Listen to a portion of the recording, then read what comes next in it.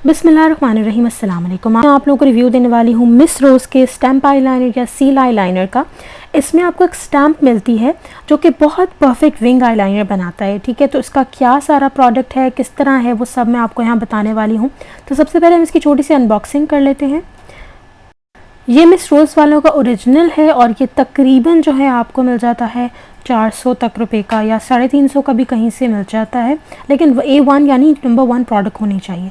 अच्छा, जब भी आप इसको बॉक्स से इस तरह निकालेंगे तो उसके ऊपर एक सील सी लगी होगी प्लास्टिक सा, और दोनों तरफ जो है आप देख सकते हैं, एक तरफ आईलाइनर लिखा हुआ है और दूसरी तरफ जो पिछले वाली साइड जो कैमरे में नहीं आ रही वो वाली साइड जो है वहाँ पर लिखा हुआ है स्टैम्प। तो ये हो गया जी हमारा आईलाइनर वाली साइड, और ये आज के आगे जी स्टैम्प वाली साइड।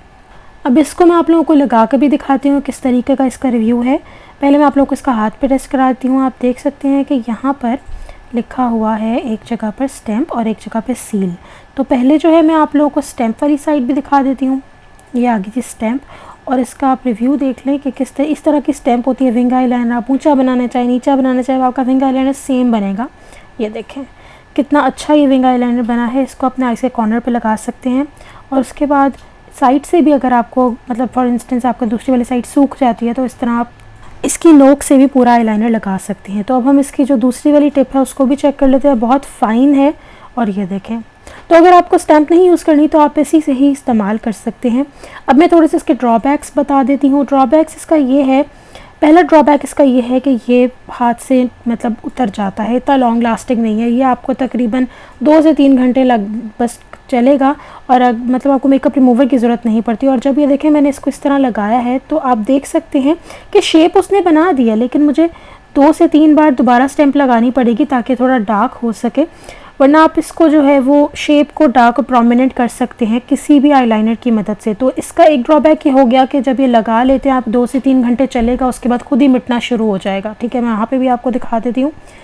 आप देख सकते हैं जिस तरह हाथ के ऊपर प्रेशर आया था वैसे यहाँ नहीं आया, बिकॉज आपकी एलैशेस होती हैं उनसे भी थोड़ा सा रुकावट पैदा होती है। ठीक है, तो क्योंकि मैं सबको रियल रिव्यूज़ देती हूँ इसलिए मैं यही बात कहूँगी, स्टैम्प बहुत अच्छी है नो डाउट। आईलाइनर भी अच्छा है, 2 से 3 घंटे इजीली निकल आता है।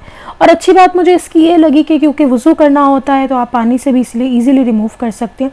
लेकिन द ओनली ड्रॉबैक इज़ कि जब आप शादी वगैरह पर जाते हैं तो इतना लॉन्ग लास्टिंग नहीं है गाइस, मैं ऑनेस्ट बात करूँगी।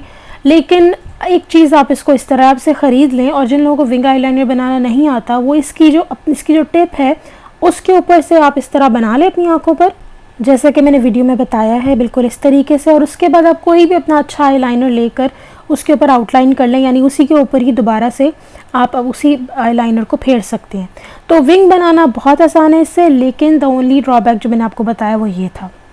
मुझे अच्छा इसीलिए लगा क्योंकि जब आप लगा लेते हैं इसको तो लुक तो आ जाती है अच्छी सी, और वज़ू करते हैं पानी से इजीली रिमूव हो जाता है। सो ये था जी मेरा रिव्यू। आई होप आपको पसंद आया होगा। इंशाल्लाह एक और रिव्यू के साथ फिर हाजिर होंगी। अपना ख्याल रखिएगा, चैनल को सब्सक्राइब कर लीजिए। अल्लाह हाफ़िज़।